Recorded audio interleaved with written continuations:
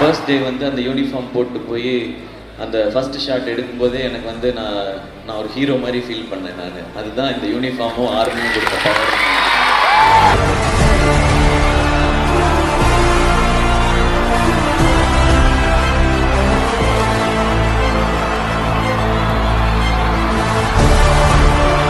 இது வந்து மேஜர் முகுந்த் அவர்களுக்கும் இந்தியன் ஆர்மிக்கும் ஒரு ட்ரிபியூட்டாக இருக்கணும்னு நினச்சோம். அந்த நீங்கள் செலிப்ரேட் பண்ணதில் இந்த ரெஸ்பான்ஸை நீங்கள் கொடுத்ததில் எனக்கு ரொம்ப ரொம்ப ரொம்ப ரொம்ப சந்தோஷம்.